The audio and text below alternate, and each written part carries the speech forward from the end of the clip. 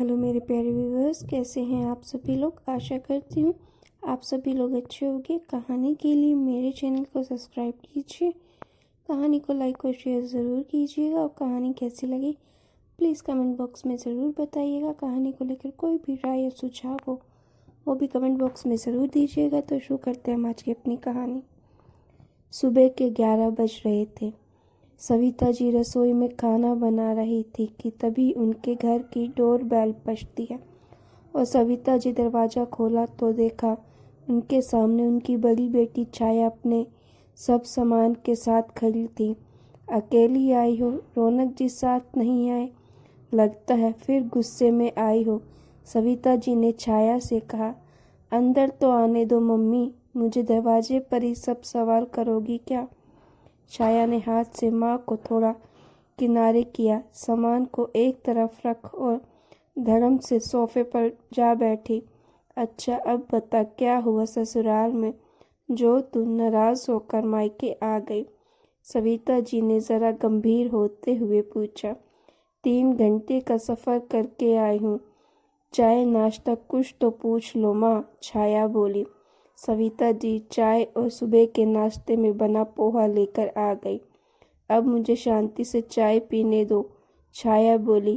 क्या वहाँ ससुराल में शांति से चाय भी पीने को नहीं मिलती क्या तुझे? तू तो कहती है पूरा किचन तेरे हाथ में है, जो चाहे बना सकती है। सविता जी बोली, हाँ किचन के साथ साथ जिम्मेदारियाँ भी तो मेरे हाथ में हैं। ससुराल में तो सुकून की एक कप चाय भी नसीब नहीं होती। छाया ने चाय का एक घूंट पीते हुए कहा। अब बताओ भी क्या हुआ? सविता जी फिर बोली, अरे मम्मी मेरे ससुराल वाले भी ना एक नंबर के दोगले किस्म के लोग हैं। शादी के वक्त कहते थे बहू को बेटी बनाकर रखेंगे, पर बेटी बहू में अंतर करते हैं। मैंने तो आप लोगों से पहले ही कहा था एकलौते लड़के से मेरी शादी करवाना। मुझे देवरानी जिठानी ननद सास के पंचरों में नहीं पड़ना। छाया बोली, हाँ बेटा हम तुम्हारे लिए ऐसा ही ससुराल तो ढूंढ रहे थे जहाँ लड़का अपने माँ बाप की इकलौती संतान हो, उसका कोई भाई बहन ना हो। पर जब रिश्ता ढूंढने की बात आई तो मन मुताबिक अच्छा रिश्ता मिल ही नहीं पा रहा था, जहाँ लड़का इकलौता भी हो, अमीर भी हो, देखने में अच्छा भी हो और पढ़ा लिखा नौकरी पेशा भी हो। ऐसा रिश्ता ढूंढते ढूंढते तुम्हारी उम्र 27 की हो गई थी। फिर रौनक जी का रिश्ता आया जो हर लिहाज में हमें सही लगा, जहाँ रौनक इकलौते बेटे थे और एक उनकी छोटी बहन। अब बेटा सास ननंद है तो क्या हुआ? सास का तो जोर कुछ समय ही रहता है और ननंद तो 1-2 साल शादी कर अपने ससुराल चली ही जाएगी। माँ तुम कभी नहीं समझोगे मुझे। कल रात हमें मेरे चाचा ससुर की बेटी की सगाई में जाना था। मेरी ननंद ने नए डिज़ाइन का डीप गले का स्लीवलेस गाउन पहना जो मुझे काफ़ी ट्रेंडी लगा, तो मैंने भी अपना वैसा ही डिज़ाइनर स्लीवलेस गाउन पहन लिया। उसे देखते ही मेरी सास शुरू हो गई, कहने लगी, अरे बहू ससुराल का फंक्शन है, साड़ी या लहंगा पहन लो, साथ में भारी ज्वेलरी भी पहन लेना। गाउन में लग ही नहीं रहा कि तुम नई दुल्हन हो। मैंने कहा आप तो कहती थी कि हम बहू बेटी में फ़र्क नहीं करते, पर जब आप अपनी पसंद के कपड़े पहनने की बात आई तो आप बेटी और बहू में फ़र्क कर बैठी। मैं तो गाउन ही पहनूंगी। मेरी इस बात पर रौनक जी मम्मा एस बॉय बनते हुए कहने लगे, है कि तुम्हें ससुराल के फंक्शन में मर्यादा का ध्यान रखकर कपड़े पहनना चाहिए, तो साड़ी या लहंगा पहन लो ना। मम्मी उसके बाद घर में खूब कलेश हुआ। फिर गुस्से में रौनक जी ने सगाई में जाने का प्रोग्राम ही कैंसिल कर दिया। मैं और रौनक जी घर पर रहे और सास ससुर ननंद सब बड़े मज़े से तैयार होकर चले गए फंक्शन में। इसीलिए मैं भी सुबह सुबह गुस्से में आ गई। यहाँ छाया बोली। तभी सविता जी के फ़ोन पर रौनक का फ़ोन आता है। नमस्ते मम्मी जी, छाया पहुंच गई ना वहाँ सही से? रौनक ने कहा।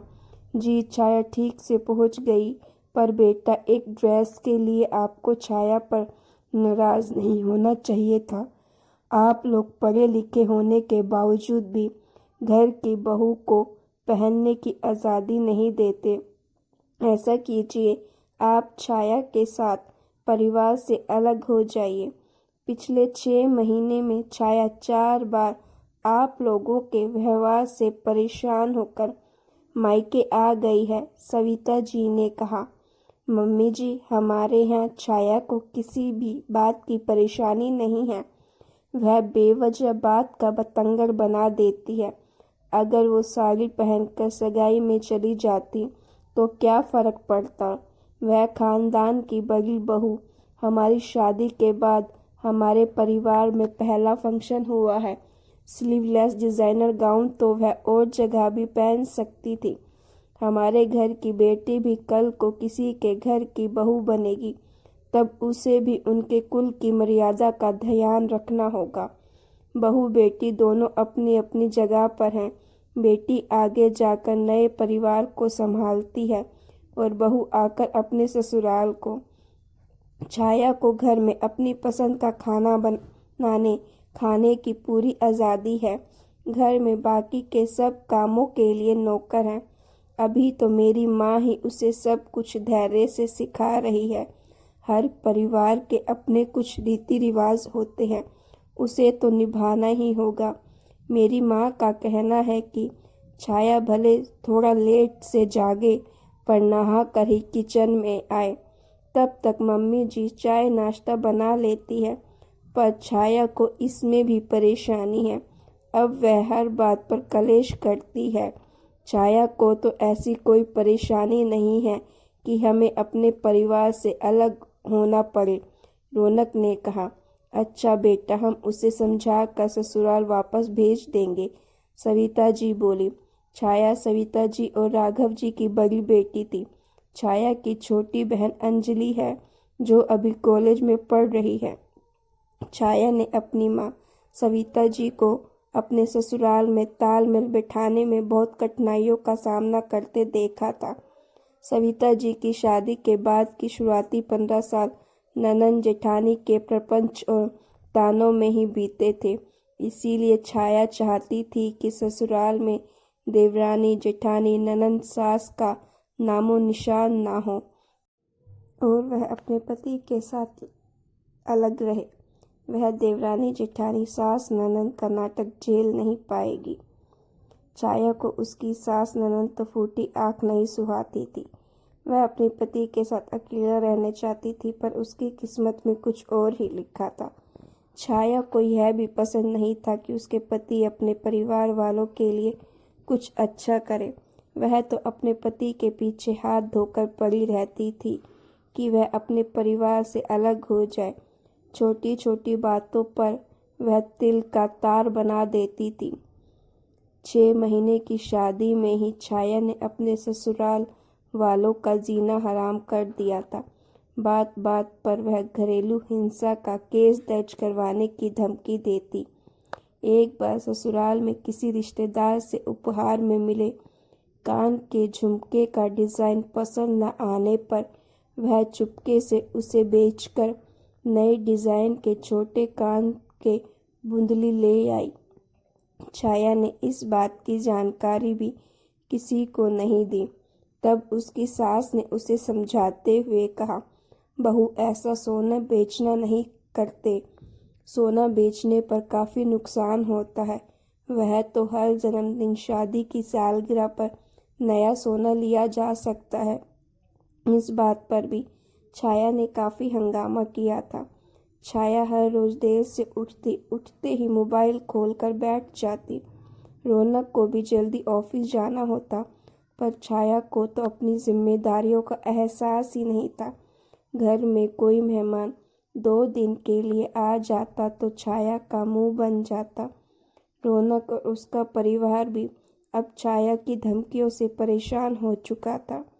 इस बार जब छाया लड़कर मायके आई तो पीछे से रौनक ने सीसीटीवी कैमरे घर के कुछ हिस्से में लगवा दिए। छाया अपने माँ पापा को गुमराह करती, ससुराल वालों को बदनाम करती, उन्हें बताती कि उसे ससुराल में बहुत परेशानियों का सामना करना पड़ रहा है। बेचारे माँ बाप भी अपनी बेटी की परेशानियों से परेशान हो जाते। इस बार फिर छाया के माँ बाप ने उसे समझा बुझाकर वापस ससुराल भेज दिया। बेटा, तुम उस घर की बहू हो, तुम्हें बहू की तरह ही रहना होगा। यह बात तुम्हें समझ लेनी होगी। तुम्हें तुम्हारी गृहस्थी संभालनी होगी। तुम्हारी छोटी बहन भी अभी बिहानी बाकी है। अगर तुम्हें ज़्यादा कुछ परेशानी होगी तो हम बैठे हैं ना यहाँ, तुम चिंता मत करना। छाया को लगा था उसके माँ पापा उसकी साइड लेकर उसके ससुराल वालों को सुनाएंगे, रौनक के ऊपर अलग होने का दबाव डालेंगे, पर ऐसा कुछ नहीं हुआ। छाया ससुराल पहुंचती है।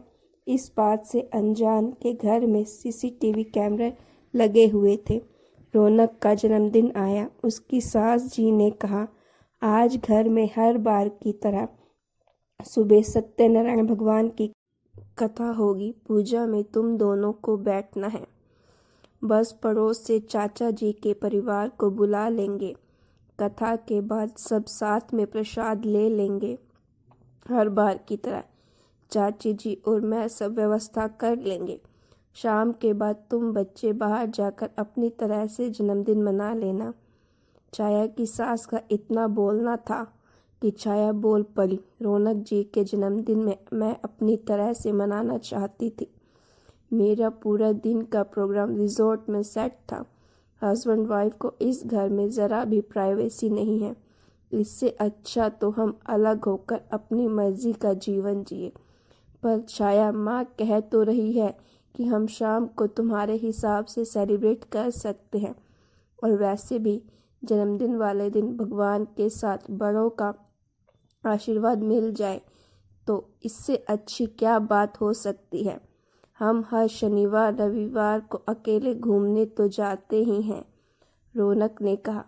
रौनक, तुम्हें तो बस अपने परिवार से ही मतलब है। मेरी खुशियों की तो तुम्हें कोई परवाह ही नहीं। अब ना मुझे कथा में बैठना है और ना ही तुम्हारे साथ कहीं बाहर जाना है। इतना बोलकर छाया पैर पटकते हुए अपने कमरे में दरवाज़ा पटकते हुए चली गई। छाया, छाया, यह क्या बदतमीज़ी है? तुम्हें घर के बड़ों के सामने ऐसे कैसे कर सकती हो? छाया, रौनक ने जोर से कहा। छोटी सी बात ने बड़ा रूप ले लिया। खुद छाया ने रो रो कर बात को गलत तरीके से अपने माँ पापा को फ़ोन पर बताया और उनसे ससुराल आने को कहा। छाया के मम्मी पापा छाया के ससुराल आते हैं। देखिए न मम्मी पापा, इस घर में मेरी भावनाओं की कोई कदर नहीं है। रौनक से कहिए इस घर से अलग होकर मेरे साथ रहें, नहीं तो मैं इन्हें तलाक दे दूंगी, छाया ने कहा। बेटा, मेरी बेटी इतनी तकलीफ़ में है, क्या माजरा है? रौनक बेटा, छाया के पापा ने कहा। हमने ऐसा क्या परेशान कर दिया आपकी बेटी को? उसे तो परिवार के साथ रहना ही नहीं आता। मुझे हर वक्त अलग होने का दबाव डालती है, जबकि उसके साथ किसी तरह का कोई बुरा बर्ताव नहीं किया जाता। परेशान तो आपकी बेटी ने हमें कर दिया है। इसका सबूत घर में लगा सीसीटीवी कैमरा दे ही देगा। रौनक ने सीसीटीवी फुटेज सबको दिखाई, जिसमें छाया का गैर जिम्मेदार व गलत व्यवहार साफ दिखाई दिया। छाया, हमें तुमसे यह उम्मीद नहीं थी। तुम गलत थी और हमारे सामने हर वक्त अपने पति और ससुराल वालों को गलत साबित किया। बेटा, एक बात कान खोल कर सुन लो। तुम बहू हो, बहू ही रहोगी। यह तुम्हारा घर है, तुम्हें खुद संभालना है। छोटी छोटी बातों पर लड़ाई झगड़ा सही नहीं है। तुम्हारे ससुराल वाले तुमसे इतनी उम्मीद तो कर सकते हैं कि तुम थोड़ा जिम्मेदार बनो। बेटी और बहू में फ़र्क होता ही है। बहू से बेटी की तरह बेफिक्री व्यवहार की उम्मीद नहीं होती। शादी में अधिकार के साथ साथ कर्तव्य जिम्मेदारी भी होती है, जो एक बहू को एक पत्नी को उठानी ही पड़ेगी। यह बात तुम जितनी जल्दी समझ लोगी उतने ही तुम्हारे लिए अच्छा होगा। परिवार से अलग होकर कोई खुश नहीं रह सकता, छाया के पापा ने समझाया। छाया के पास इसके आगे कहने के लिए कुछ नहीं था, इसीलिए चुपचाप अपनी गलती स्वीकार कर ली और धीरे धीरे पति के साथ साथ पति के परिवार को भी अपना लिया। दोस्तों, माता पिता का कर्तव्य है कि मोह में पड़कर बच्चों को अनुचित बातों का समर्थन ना करें, सही और गलत का पाठ ज़रूर दें। तो गाइस, आपको ये स्टोरी कैसी लगी? अच्छी लगी तो प्लीज़ लाइक कीजिएगा और स्टोरी को लेकर जो भी राय है वो भी ज़रूर बताइएगा।